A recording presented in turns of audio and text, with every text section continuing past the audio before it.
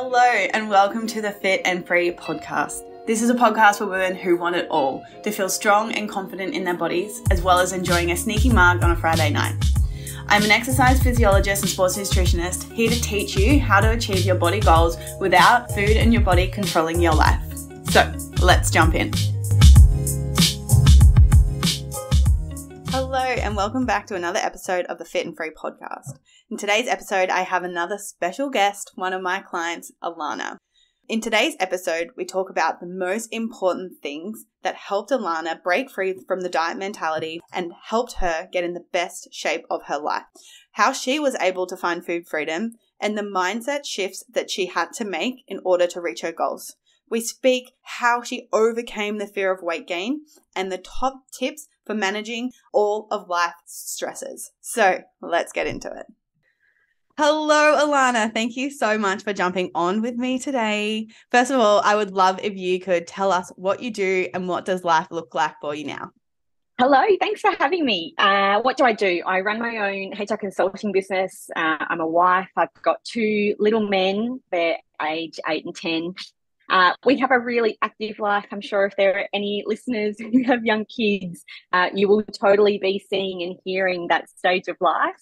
So life's busy. Yeah, there's kids' sports, there's school, there's running a business, and looking after myself as well in amongst all of that. You are honestly such a constant inspiration for me. And I'm not even just saying that to like toot your own horn or anything. Like to be able to successfully run your own business, to be a loving wife and to have, look after your kids. And then as well as literally like achieve all your exercise sessions, all your walks, tracking your food, like you are literally like so amazing. So you need to be proud of yourself. Thank you. Thank you. I appreciate you saying that. I would love if you could tell us a little bit more in and around when you first became aware of your relationship with food and your body and when that really did start to become a struggle for you. Yeah. Look, I think it's always been something in my life. As long as I can remember all the women in my life, and I come from a very female-centric family, everyone was always on a diet. They were always talking about a diet. They were always talking about what their bodies look like. I also grew up in the 80s and 90s, right, where what we see as body image is so different today. And I had a bit of a rough time as a kid in terms of just, single parent family. My mum had a really bad accident when I was little, and I definitely used food as comfort, without a doubt. I also grew up in an Italian family, and, for anyone who's of European descent, you will know that food plays such a big part of just gatherings, right? It's a way of actually bringing people together and connecting. So there was always this real abundance of food and a real encouragement to eat it, right? I mean, I remember having to sit at the dinner table. I couldn't have dessert until I'd eaten all my food, right? We don't do that now. So it was such a different way of growing up and the relationship with food. So I think, look, as long as I can remember, it's something that I've consciously been aware of. And I think when I got to my teens, I felt a bit uncomfortable in my skin. I was definitely bigger in comparison to my friends at that age. And I remember, maybe like 13, 14, 15, I already started restricting what I ate. And actually normalize that was okay. That was the only way that I had to control what I was eating. I think actually through working with you, I've identified that was actually about controlling the only element in my life that I could control, given so much was out of control. I recognize that now. I clearly didn't have the emotional maturity at the time to recognize that. And then I think it just kind of progressed into adulthood, where I literally have probably just gone from diet to diet. And I will say, like, I've never been, really big, but I've also never felt super comfortable in my body. I've never kind of looked in the mirror and gone, you look amazing, or maybe times I would have, like, getting dressed up because you're going out, but not a consistent thing. There was always this idea of picking, my body to pieces. So, yeah, I think always, which is awful, right? Gosh. Yes, but at the same time, like, let's be compassionate towards ourselves, because we definitely don't have that emotional intelligence, and like all our belief systems are created from our exposure and what's around us. And it's so hard. And we watch even still the younger generation with their social media being impacted in such a negative way and jumping in that comparison piece into negative rather than looking at evidence that it's like, possible for you. So yes. All of that is so hard. And that's such a common thing that I hear all the time, because I had exactly the same experience of developing earlier than all of my friends. I was bigger. I was the bigger one, and I hit puberty before everyone else. So that is really common within females who are older who do have that, negative body image. So we just need to bring awareness to that. And it's such a hard topic as well, because we see so many people that are going through it. So just need to normalize the struggle a little bit, I think, and just be really kind and compassionate towards ourselves. So that really leads us really nicely into what diets and exercise routines did you try in the past? Tell me. And were they successful? Geez, God, you name it, I've tried it, right? I think that. It's just stupid, man. The one that I was doing before I started working with you was so ridiculous. At the time, of course, I didn't think it was ridiculous. I was literally eating 500 calories a day for 30 days. And then you would go through this 3-week kind of period of increasing your calories to get you back up to a normal level of, say, 12 to 1300, so that you could try to maintain that loss. Because, of course, 30 days at 500 calories, you lost a lot of weight. I just couldn't maintain it. No surprises. So that was, and that was horrific. Yeah, it was. And of course, if you think about now, through the education of working with you, of understanding the impact of food on my energy, I recognize now why I was such a grump for so long with my poor family during that period, right? There is no, and I'm exercising on top of that, right? I'm doing, 6 to 7 days of exercise. Lots and lots of cardio. I was using some weights, using an app to do that. But there was really no kind of progressive structure to my weight training. It was literally just pick a session and do it for the day. So I think, when you ask were they successful, I think short term, sure, some of them in the past have been, but long term, definitely not. I absolutely have either regained the weight that I lost. And again, I'm not talking huge amounts, but enough to kind of, get you to that discomfort stage. And I definitely didn't feel, from an exercise perspective, huge changes in my strength or, kind of my capability in that regard. I do actually really vividly remember our first call before the program started, where you said to me, asked me what foods I liked. And, I kind of rattled off some of the foods that I like to eat. And you're like, great, I'll build it into your plan. And I remember thinking, she can't be serious. I'm actually going to be able to eat that on this program. And then you said the same thing about exercise. What was I doing? And again, I'm rattling it off. And I'd said, I was running, and you said, ask me if I like running. Now, I hate running. I've never liked running. But again, I feel like I've just done it because that's the only thing that, you're burning more calories and therefore losing weight. And so you were like, well, why are you doing it? And I was like, it's a really, really great question. And we've been together now for almost a year. I've been for 2 runs and have hated both of them. One, I was so freaking sore afterwards. It impacted my weight training. But these were such big, do you remember? These were such big moments for me around, there's an alternative way of doing this and to be successful that isn't ruining your life. And I know that sounds extreme, but I think it's not until you're kind of out of it, of having done all these really extreme diets, that you can look on it and go, if I look at my life as a complete picture, all elements of my life, were all of my systems firing? Was I really happy? Was I, thriving in all these elements? And the answer is no, I'm not. I wasn't, right? And I think it's a really different ball game today, which is super exciting. I love all of that. I love all of that so much. And there's a couple of talking points that I really want to pick out of that. And the first one really is how did you get and move through that mindset of not believing that you were able to eat your favorite foods and reach your body goals, to the belief of this is actually possible for me? Yeah. I think there's some work that you and I did around limiting beliefs and this idea of, what's good or bad food, and you teaching me that actually there is no such thing as good or bad food, right? It's just how we choose to fuel our body. And I think they were really important moments in my education around kind of trusting, you and I have always talked about, kind of trusting the process. Yeah. And I think in terms of kind of overcoming that mindset there is a bit of trusting self and trusting you as the coach that you're working with, right? That you're kind of going, I know I've got to sit in this period and, eat this food.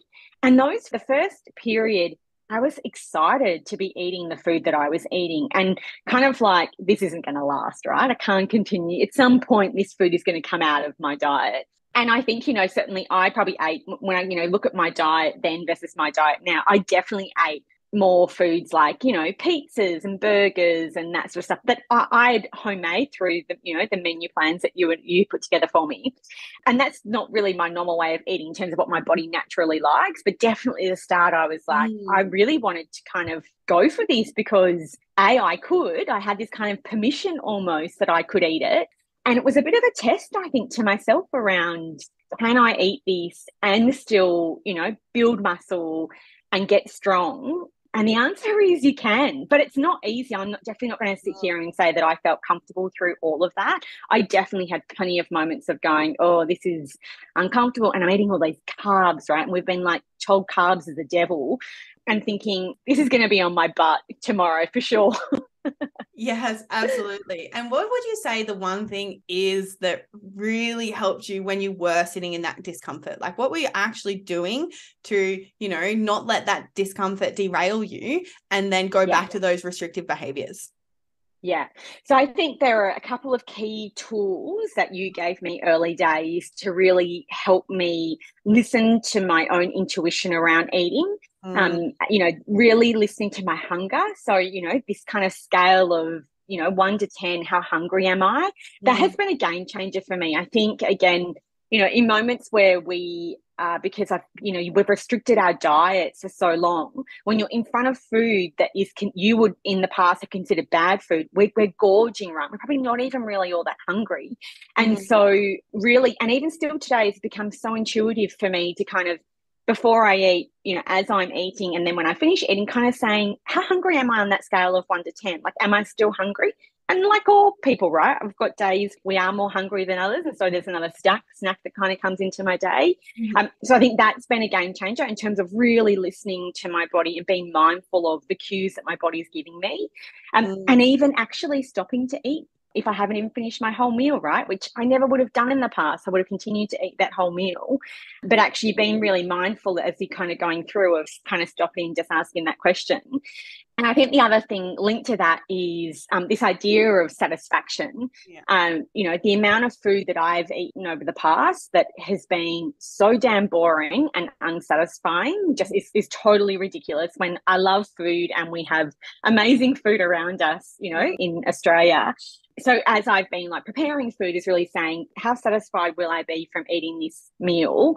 Because that is absolutely what helps keep that hunger at bay, because I've had this real beautiful feeling of satisfaction. So I think those two tools have been game changers for me in terms of really trusting as I'm eating to kind of say, even though you've made this beautiful meal, you don't have to eat all of it, right? You can eat and leave the rest for leftovers the next day for lunch and add to it. Does that answer your question? Have I Yes, gone that off absolutely tangent? answers my question so well, because it's beautiful for you to speak from this own experience, because it's really, really important for anyone that's going through that. They need to have evidence that it actually works, because going through that thought process of, holy shit, I have to eat more. I have to eat more carbohydrates. I have to, allow myself to have these pizzas and burgers. But if we're still in that space of, oh no, it's going to go straight to my hips, like you said, then it's really, really difficult. So that's why it's really beautiful that you can share your own experience, because like my experience is one thing, but then seeing other people go through it as well, it can be really helpful, because it's possible, and it's possible for everyone to experience the same thing to help them shift those beliefs. So absolutely did answer the question. In terms of like so there was that whole increasing the carb thing. There was all, allowing yourself permission to have all these foods. And I like to call that there's a rebel stage, because when we go through that period of restriction, when we don't allow ourselves to eat these foods, there's a part of us then when we do, we're like, oh, let's have it all. I want the pizza, I want the burgers, I haven't had it for so long. But talk me through that experience of you going through that rebel phase and then like it evening out. Because I know a big thing for people is that, no, I can't have that because I'm not going to be able to stay in control. So, so look, I think first of all, having a menu plan and guidance from you gave me the boundaries in which I could work for. And I think that's really important when you are moving from such restriction into, hey, you can kind of eat everything, right? Because you're right. It is this kind of rebel stage. And I think certainly I'm the sort of person where I do like structure and I do, like to kind of have a plan. And so having that gave me this kind of confidence that if it was in the plan, then it was, it was okay food. And it wasn't that if there was food outside of the plan, but I used that menu plan to really guide my meals to help with that transition of trusting myself and trusting the food that I could eat without and then as I did that for a few weeks, I then started to kind of explore, right? I then went, okay, well, actually now I can try this sort of food and, looking at kind of the macro composition of the meal and making sure I've got some good proteins and making sure I've got good fats and there is carbs in my meal. Like, what does that look like? That really helped to move through that discomfort. I do always come back to there is so much I think there's so much lack of trust with ourselves as and maybe it is men too. I'm definitely going to say as women. I do remember at one point in my life saying to my husband, do you guys think about this? Like when you look in the mirror, do you have the same thought? And he's like, absolutely not. I think about what my body can do for me. I don't think about what it looks like. And they don't think about food the way we do, right? And so I do think there is this kind of deep trust that we have to build through that process with ourselves as we're kind of navigating this experience. It's funny, I use this terminology with my kids, right? We kind of talk about having moments of trust with each other. It's the same with yourself. Right, is I think as we're exploring and so you start eating from the menu plan, you go, great, yes, I feel comfortable, like move kind of from that discomfort. You then start to branch out from the menu plan, you're constructing your own foods. And again, these are all these kind of little moments of trust in yourself. And now it's so intuitive. It's how I eat. I don't ever feel that I can't have anything. And which is so freaking liberating. And particularly coming into the silly season, right, is there's so much ahead of us that you can't control, right? But what I've certainly learned is how do I make sure that I fuel my body really well in the meals that I can control? And again, just look for that really good kind of macro composition so that, and from a perspective of actually feeding my muscles, right? Given that that's the goal here. But yeah, I think trust plays a massive role. I love that so much. And I love how you bring that to attention because I absolutely agree. And that's what one of my biggest coaching, helping people move through is building trust with themselves and building trust in and around food again. Like moving those limiting beliefs of I have no control. I'm going to eat it all. Like I'm going to, I'm going to binge eat. I'm going to lose it or X, Y, and Z, whatever it may be. It's that important piece of leaning into that discomfort and then being able to use those micro moments in their life to build that self-trust. So I love that so much.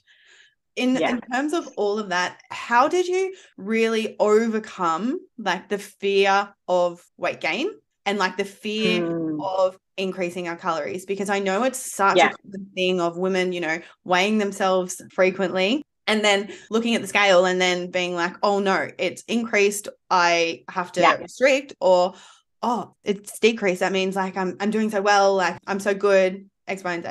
So how are you able to move through, even moving away from the scale for one, and then not focusing so much on weight gain and being okay with increasing calories? Yes. Well, I mean, this was the game changer for me. I threw my scales out very early days. If you remember, I was like, this is not working for me. And partly because this stupid diet that I was on before I started working with you, you had to weigh yourself every day. So it became this thing that that's so bad, right? And as you will know, what that number said, that dictated my day, right? Which is so stupid. But that is how a lot of people kind of govern, their relationship with a scale. Absolutely. So it's like, this has got to go. I think, you and I talked a lot about trusting the process, but also coming back to what my goals were. And my goal was about changing my body composition. So, your role in educating me through science and through nutrition and how my body needed to be fueled to be able to do that was what helped me overcome the fear, right? And, you would say to me, people that are weightlifters or, who are kind of competing in this space, this is what they're doing. And they've got to sit through these periods of discomfort. And I think what's been really interesting for me now is, as you know, I've just gone through my first kind of deficit after we've been sitting in only at maintenance as well. So I'm excited about what will come next. And I've seen drastic changes in my body in only a few weeks of sitting in a deficit. So I know that it's giving me that extra confidence of it works, right? We have to fuel our bodies appropriately, let alone just to get through our busy days, right? But then add wanting to kind of change body composition. So I think, again, it's coming back to like what my goals were and, you know, your role in educating me through that. And we have plenty of moments where we jump on calls and I go, oh, my clothes are tight. Oh, when am I going into a deficit? And that's just that discomfort bit, right? And you'd sit there and we'd look at my body comparison pics and you could see the stuff that I can't see. And I think that's, you know, the challenge is sometimes when you're the person in it, you almost become a little blind to your progress. And so I think certainly working with someone who, you know, is standing back a little bit makes a massive difference in terms of helping you to see, you know, it isn't something that changes from day to day. I will also say when I started this, I said to myself, this is at least a year commitment. And that's because I've done all these really quick, stupid 8-week diets, right? Where you drop calories, and of course, because you've dropped it, you're losing weight. But this for me was like a whole lifestyle change. I didn't want to live that way anymore. I was sick of being so consumed by what I ate and how I moved my body, that I knew I had to commit to at least a year doing it. And as you know, I've set my next goal for 4 years' time. So this is it now for me. This is life. Oh, I love that so much. And that it's removing those expectations that things are going to happen in 12 weeks, things are going to happen in 8 weeks, because like matter of fact, that's not true. Like it's impossible. And if you are getting results that way, then the way you got it is most likely not sustainable. So if you want a sustainable result, you need a sustainable method. The same with everything, right? How were you, say you were at the start of your, like at the journey, what would you say to your former self who wasn't trusting of the process? What would you say to her right now to help her move through trusting the process? Yeah, I would say that like anything worthwhile in your life is not easy, right? So, and I think we become so fixated on, you know, we look at a year or we look at, you know, 3 months and we go, it's such a long period of time. I'm 41 years old. A year is a very, very small portion of my life to date, right? So I think it's like for me, to start a journey, you think, even though I'd said to myself, I want you to be comfortable, you're giving yourself a year to do this, it still feels a little out of reach, right? And so for me, we made sure that each new training routine, we set a physical goal around what I could lift or, you know, something in relation to the strength of my body. And that was so motivating because I think, again, muscle composition takes time to change. And so I think it's, you know, my advice is that a year is a really short time and trust the process. You know, you will have done a year before you know it. And I think the second is, you know, setting those small goals so that as you're going through each of, you know, those kind of next training routines, you've got that other thing that's motivating you that isn't in relation to what you're eating, but is actually what your body is now allowing you to do because you're fueling it the way that you're fueling it. I remember sending you a photo one night. My husband had hurt his back and we give the kids piggybacks to bed. Our living area is upstairs and their bedroom's downstairs. And he'd hurt his back. And so the kids were like, oh, Mum, can you come up and down twice? And I said to him, well, why don't we see if I can do this? So I put my eldest, he's 10, on my back, and my youngest, he's 8, on the front of me, and walked down the stairs and was like, these kids aren't heavy at all. And so it was, you know, I have these moments of using my strength outside of weight training that I was like, holy crap, man, I am getting strong. And that was like so freaking motivating. That kind of gives you the motivation, right, to keep going. My last thing that I would say is you're worth it. Because I think for all of us, you know, and certainly starting this process is, it's easy to say I haven't got the time or whatever all of the thoughts are, right, that we have in the moment. But, you know, again, through working with you and on some of my limiting beliefs, I absolutely know that I'm totally worth it. And I'm in the best shape I've been in my whole life at 41, and that excites me, right, around what else is possible. Yes. Oh my God. That is so amazing. And that's it. It's like food and exercise is one thing, but like the flow and effect that it has in for the rest of our lives is just like gives me goosebumps. Remember like having conversations with you, like the first time that you went on a holiday and you had this food freedom and you're like, oh my God, this is so amazing. Or when you're going to I remember in the first few weeks of us coaching together, when you're going to those social situations and you're like, Laura, I was able to have full control and I was able to enjoy myself and I wasn't stressed about the food. And so what other benefits have you been able to have outside of like body aesthetics? Like obviously we're here for it and we freaking love it, but where else has the flow-on effect been in your life that like the the consequences, positive ones, of healing your relationship with food and finding food freedom?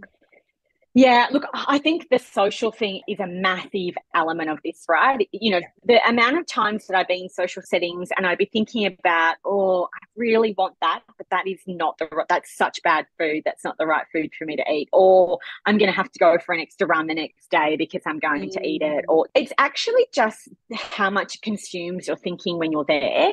And so now I'm there. I'm not worried about the food. I fill my plate with what I feel like. I eat until I've had enough. And I'm present in the conversation with my friends and family who I'm with. And I'm not kind of distracted looking at my plate going, oh, geez, how much is here? What is this doing to me, right?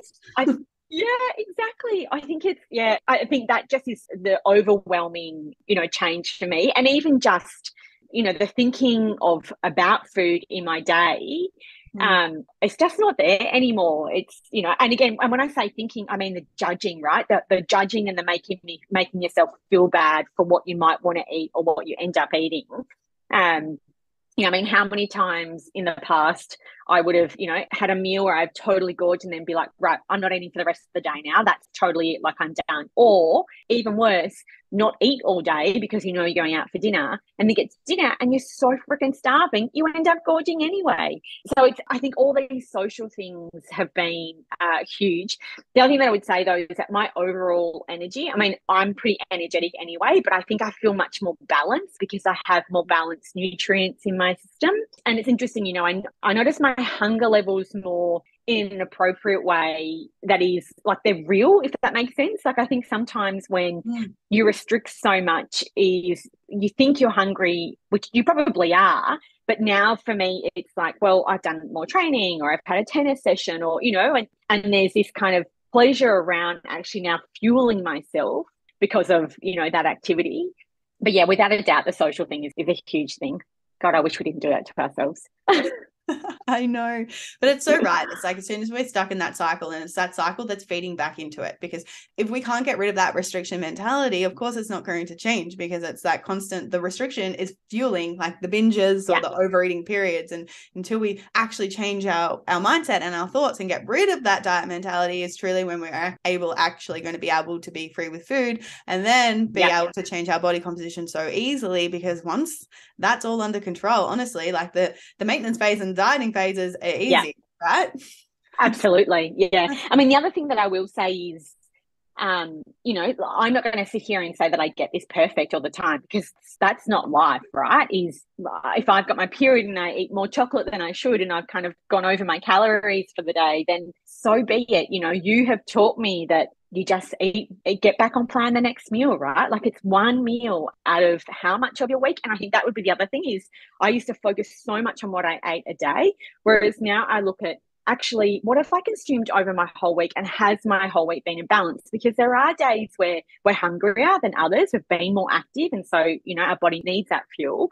And so not kind of not judging like each moment, but actually kind of stepping back and going, so what? You had some extra lunch or you had some extra dinner. Like the world isn't going to end. Tomorrow you can get back on track.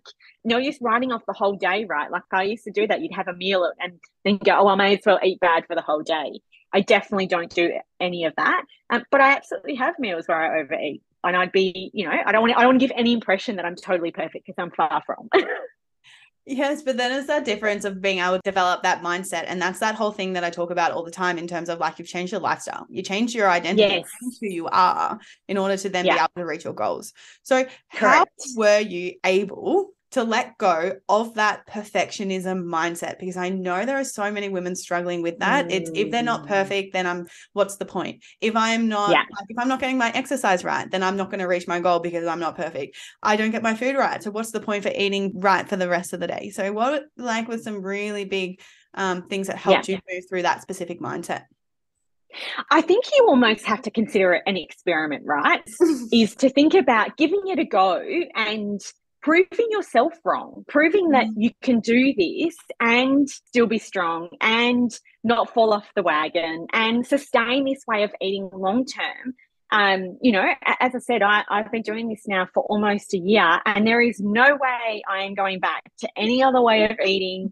It's, you know, totally changed my life. But definitely I had these moments of, you know, as I said, it's like eating to menu plan when I first started. That was a bit of an experiment, right? So do that and then feel how comfortable you get. And then the next thing where you start to kind of branch out a little bit more, I think it's the same thing is you do have to consider, it's hard, right? Like I think naturally when you are a perfectionist and you want to control it all. And I definitely went through moments of like tracking calories and not tracking calories. And every time, you know, that I change my macros, I tend to track for a little bit because I'm wanting to get used to, well, if my protein size has gone up, what does that look like on a plate?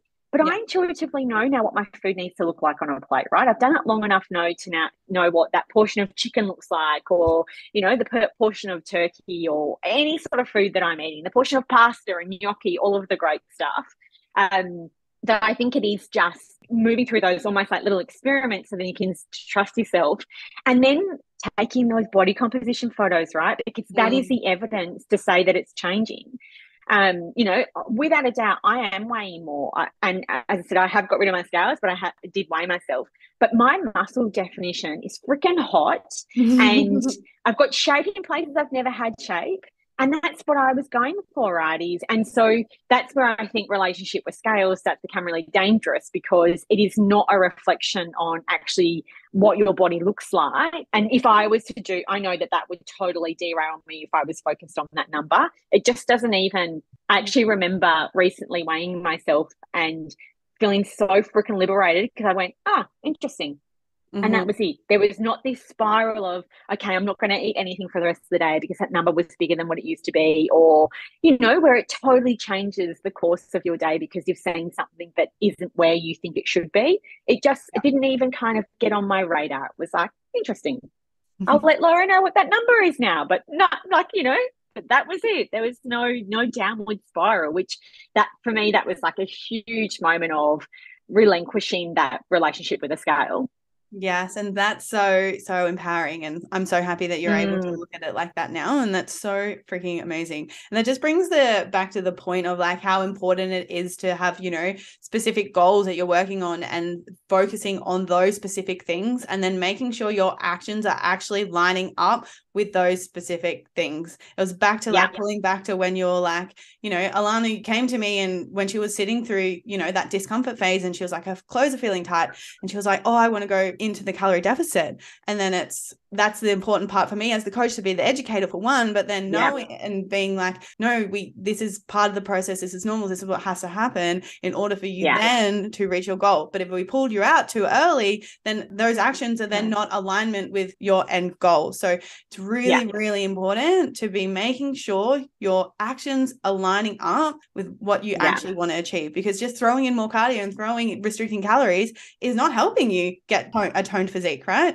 It's such an emotional response, and that's the biggest thing that I would want everyone to take away from this podcast, is learning how to respond to something rather than to react to something, because when you're able to do that, like your life will honestly change, because it's that difference between going into those spirals like you were just talking about, or being able to be like, cool, that's just the number. Like, I'm just going to continue with what I'm doing. You can see how powerful those mind shifts can be in terms of like dictating our actions, and ultimately our actions are always going to dictate our results. So absolutely. Yeah, definitely. And I definitely remember those.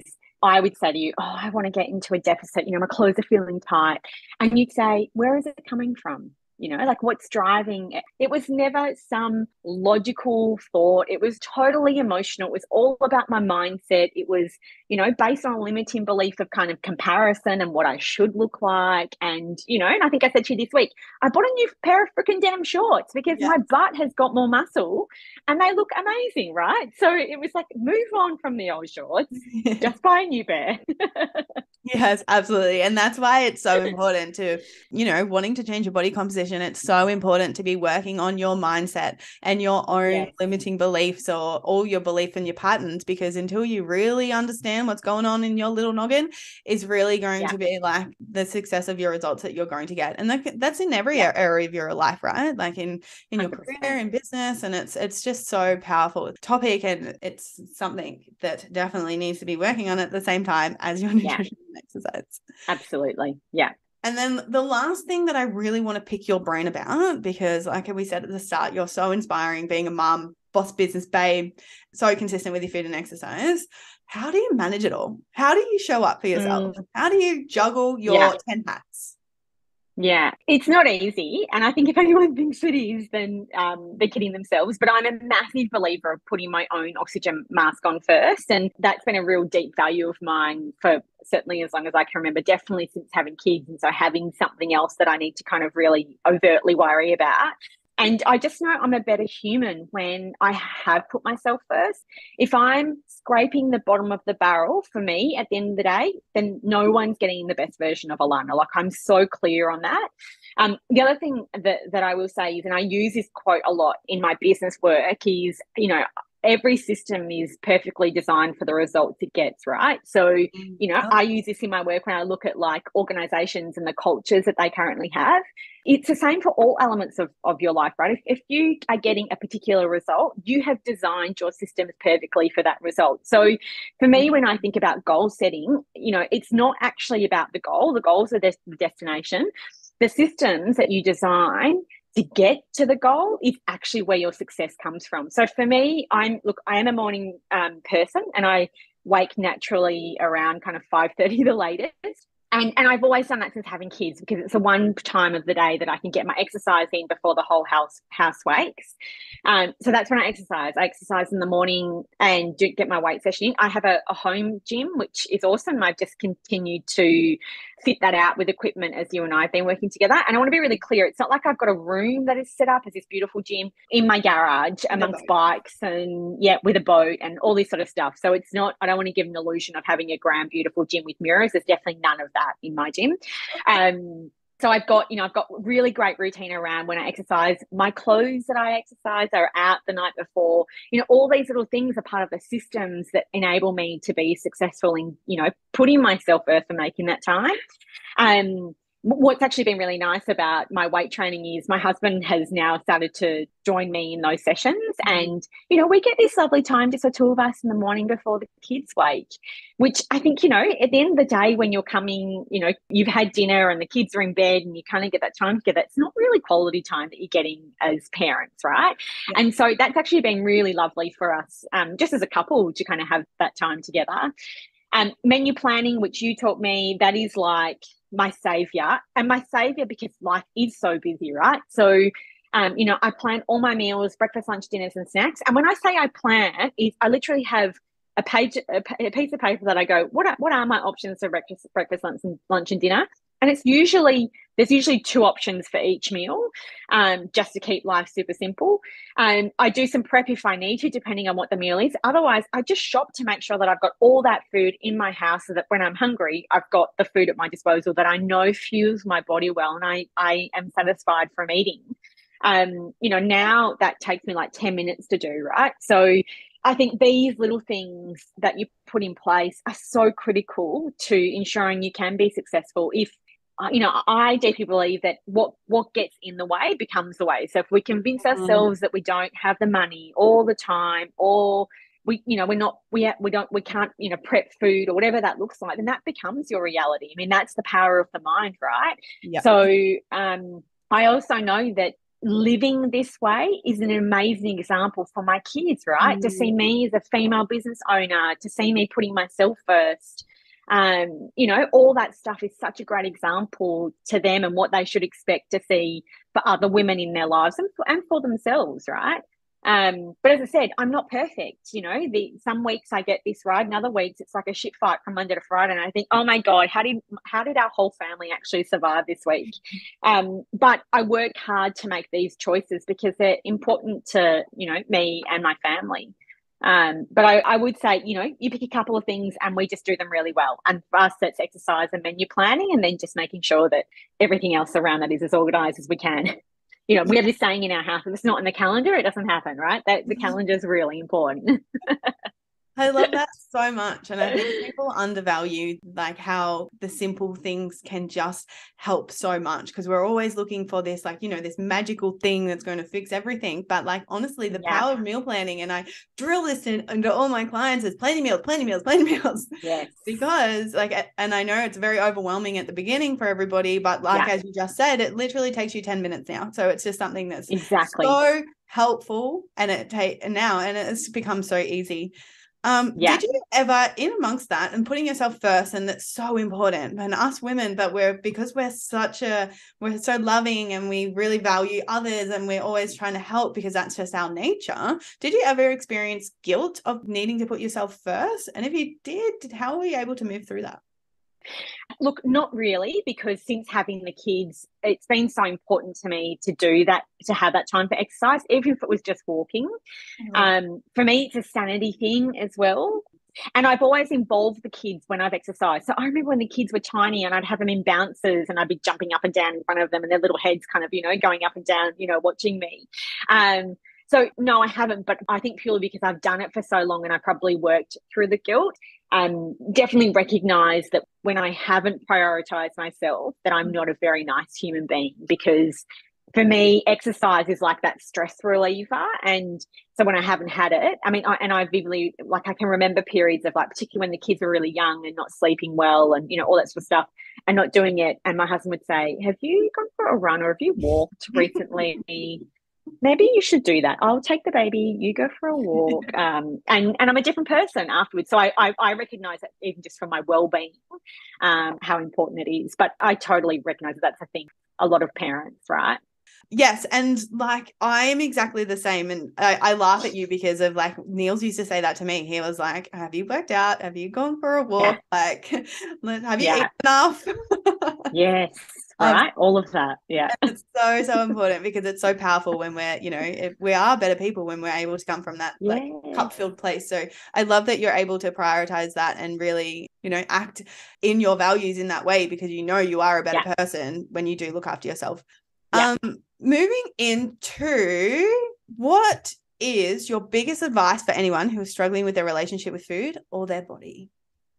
I so often have thought, man, I wish I met you years ago, because you've totally changed my life. No, she's not scripted me at all on this. But seriously, I think, I've had such this unhealthy relationship with food and exercise my whole life, and that, through working with you, I've realized that I have the control to change that, right? That is within my own, with knowledge and education and, trust and support from you, that I've been able to totally change that. And it's interesting because I think it's funny, if you look at it really logically, you kind of go, it's just food, it's just exercise, right? But we know it's our freaking brains that get in the way. It's the conversations we have with ourselves, and that is so powerful. And I think that's what I have learned to control, is just my response to the way that food and exercise and the role it plays in my life. And so, my advice is that you can change all of this. You might have been, I started working with Laura when I was 40 years old. So, old dogs can learn new tricks. And so it is within your control, right? I think that just, massive. And for so long, the first time I'm looking in the mirror and I'm not pulling my body apart. I'm not kind of going, oh, this I don't like and this I don't like. I feel really proud that I'm where I am, and that I've been so consistent, and that I've just shown up for myself, even on days where I'm like, oh man, got my period, I feel a bit crap, or I'm tired. And Because again, I just know I feel so much better actually once I've done that workout, right? Like I think like anything, we start the first 5 minutes and when we've finished it, we're like, so glad we did that. And so I would say, my advice is that everyone has it within us to change our relationship with food and exercise and find the freedom and not allow it to freaking control our lives the way that it does. It is not that important. It is, I know, because it keeps us alive from a food perspective. But if you think about the amount of space in your brain versus, focusing on other things in your life, that for me, that's the biggest thing, right? Is I now have this space where it's like, oh, I've got, brain space for other things that isn't just all about food and exercise, which is so cool. Yes, I remember like finding my own food freedom and that being my biggest thing of being like, I've got so much more time for other things. Like you don't realize how much like time and energy is wasted in our heads thinking about our next meal or too many calories or I need to change what I'm doing or I need to go on a deficit or the stories that go on and on. So totally, it's so beautiful that you're able like where you are right now, and it's so beautiful. And I'm always so grateful to help you guys through that because it's you guys that are doing all the work. I'm just here to facilitate it and ask them good questions. So but that's an important part of it. Yeah, that's an important part of it. Oh, I love that. What's next? What does life look for you? What's next? Tell me. Tell everyone. Yeah, well, I found this amazing image on Instagram of this body that I love the look of. I sent it to Laura and said, this is my body goal by 45. Again, knowing that like it's it's not about being skinny, it's about looking strong and having great muscle definition. And so, you have said to me, well, in the past, you're only at maintenance, maybe you might sit at surplus.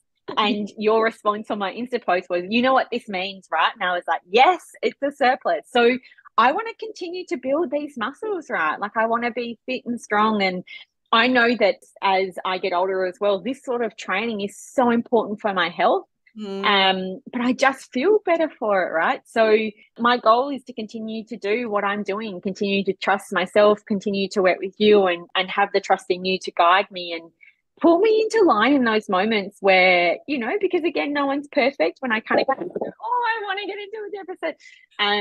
You ask all the great questions and keep me focused on the goal. And I think that's what all great coaches should be doing. So that's the plan. Yes. And I love that. And I love your transformation in terms of like from once being like, I'm terrified to increase my calories to now being like, yes, hells yeah, like let's focus on getting strong, let's focus on getting fit. And I think that's such a powerful mindset shift that we can like really helped me as well through my process was like strong, not skinny. I do this feel strong over skinny. And they were even the mantras that I used to tell myself at the beginning of my journey to, get me through that discomfort. So I love all of that. Alana, I am honestly. Me too. Yeah. I'm so excited for you as well. Like I can't wait. So to wrap this all up, is there anything that you would like to add? Maybe one piece of advice, the top tier that you would say for someone who is at the start of their journey? I would say don't get too focused on the now, right? Is set these little goals and motivate yourself to look forward. I think sometimes, when we think about what we look like today, it's hard to imagine what it will look like in 3 months. Is be consistent. Just show up for yourself every day, whether that be that you're doing a weight session or you're just getting your steps up or you're just fueling your body in a way that keeps you satisfied. Is the consistency is key. And that if you're doing that, then you'll get results. So not overcomplicating it, right? Not trying to do everything, just show up for yourself every day. And I just don't think you can go wrong if you do that. Yes. And what a perfect way to end, because that's literally my motto is how can we find a way that you're going to be able to maintain consistency? Because consistency at the end of the day is the reason why you're going to get your outcome. Everyone is going to get their outcome as long as they remain consistent. But those self-sabotaging behaviors and those limiting the beliefs are the things that get in the way from stopping us from being consistent. So thank you for sharing that message. Absolutely. Thank you so much for being here. I appreciate you so much.